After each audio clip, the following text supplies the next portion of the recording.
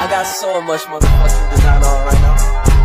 Every time, bring it back, make it clap. I got 3 old thoughts, new block, where that day. Bitches on the line, and you know they come straight. Hold up, what it not, 45, stop it, cash like, whoa. High fucking waist, now it's not. Assalamualaikum warahmatullahi wabarakatuh. Perkenalkan, nama saya Rika Anggraini dari SMA Negeri 1 Kabandungan, tepatnya dari kelas 12 MIPA 1. Di sini saya akan meresensi novel yang berjudul Senja di Karimun Jawa, dan inilah bukunya.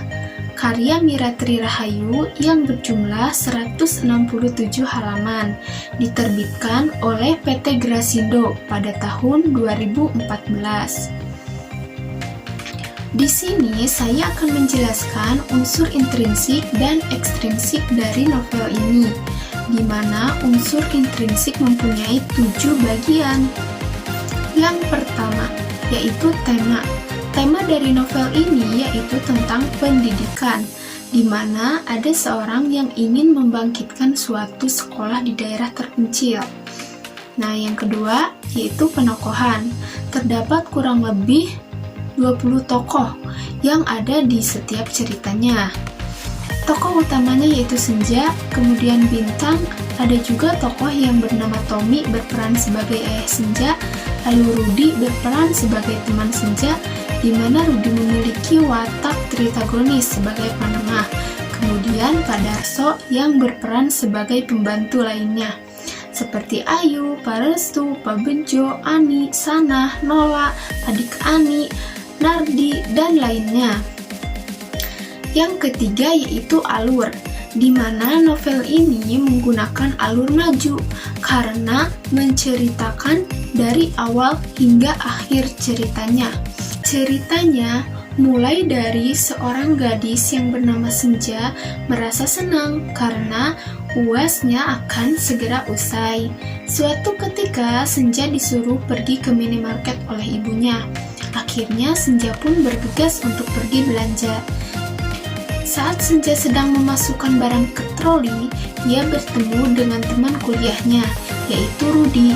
Seperti biasa, mereka mengobrol bersama, terutama membahas soal liburan semester, di mana mereka akan pergi ke Karimun Jawa selama 1 minggu. Senja meminta izin kepada ibunya. Dengan senang hati, ibunya mengizinkan, karena yakin bahwa Senja akan bertemu dengan seseorang. Rudi dan Senja pun pergi bersamaan, di mana setelah sampai, Rudi dan Senja akan tinggal di rumah teman Rudi. Tanpa disadari, ternyata teman Rudi tersebut adalah Bintang. Bintang yaitu sahabat kecil Senja yang telah lama tak datang lagi ke rumah Senja. Saat itu pula, Senja menanyakan keberadaan ayahnya kepada Bintang. Karena dulu Bintang selalu datang ke rumah Senja untuk belajar bareng. Bahkan yang lebih heran, ayah Senja dan Bintang selalu sibuk mengobrol. Entah apa yang mereka perbincangkan. Tetapi, Rudi tidak mengetahui keberadaan ayah Senja. Keesokan harinya, mereka pergi liburan ke daerah-daerah terpencil seperti Pantai Batu, Pantai Gelam, Pantai Batu Putih, Pantai Legonele, dan Pantai Barakuda. Di sana Senja menemukan banyak pengalaman, dan ternyata selama ini Bintang menjadi seorang guru di SD 6 Karimun Jawa, tepatnya di daerah terpencil. Dengan sengaja, Senja dan Rudi ikut mengajar bersama Bintang di sana. Namun, ternyata pendidikan itu berbeda jauh dengan pendidikan kota-kota lain. Banyak guru yang bukan penduduk Karimun Jawa, sehingga tersedatnya perkembangan pendidikan.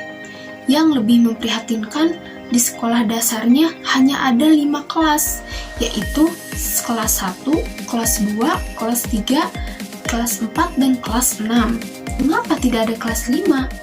Kabarnya tidak ada seorang pun yang mendaftar di tahun itu.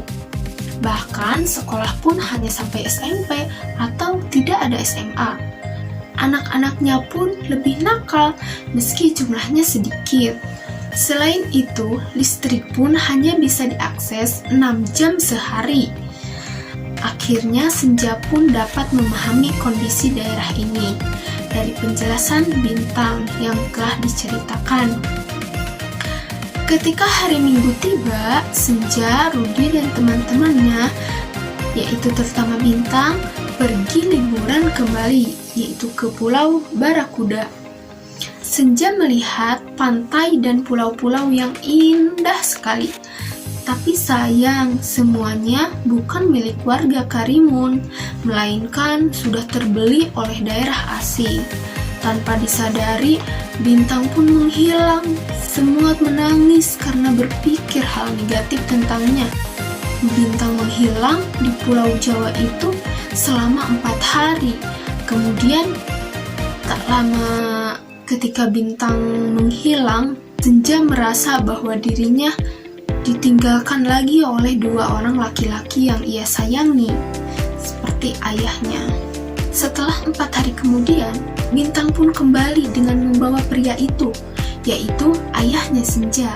Senja sangat menangis dan menangis terharu melihat ayahnya yang sudah hampir 6 bulan tak kunjung pulang. Dan ternyata Bintang dan ayah Senja memang sudah bekerja sama untuk membantu dan meningkatkan pendidikan di suatu daerah terpencil.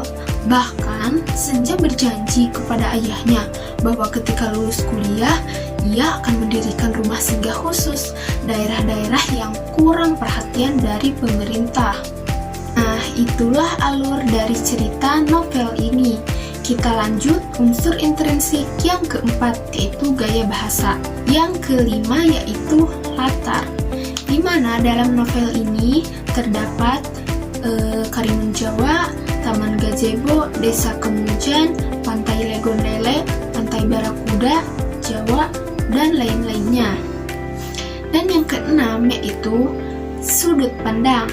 Novel ini menggunakan sudut pandang ketiga atau sudut pandang orang ketiga, karena novel ini diceritakan oleh orang yang tidak ada bersangkutan cerita novel di dalamnya. Kita lanjut yang ketujuh, yaitu amanat.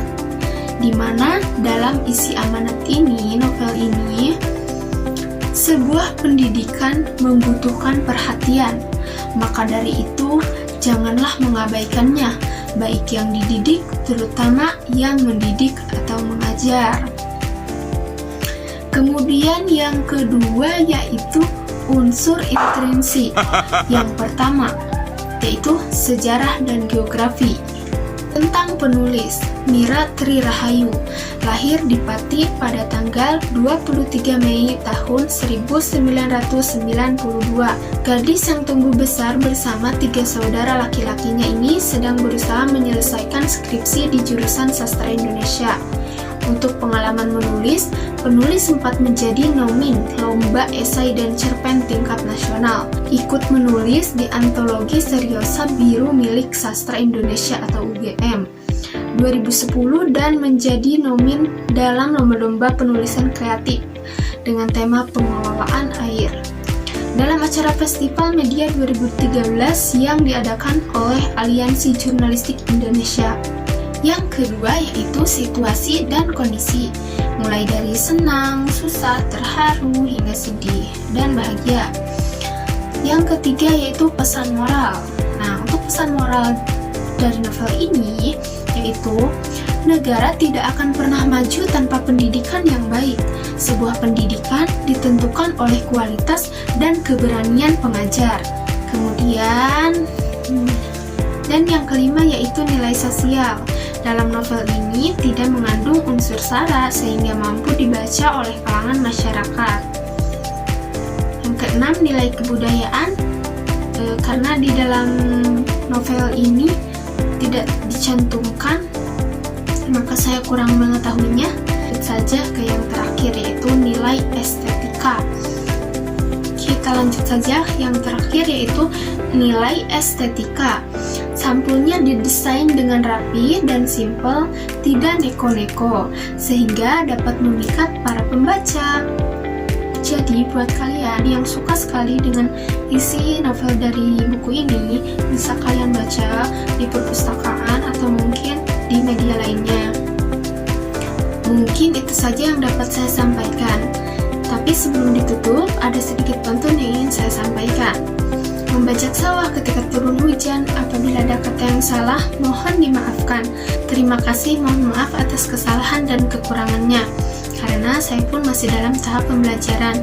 Billahi taufiq wal hidayah. Wassalamualaikum warahmatullahi wabarakatuh.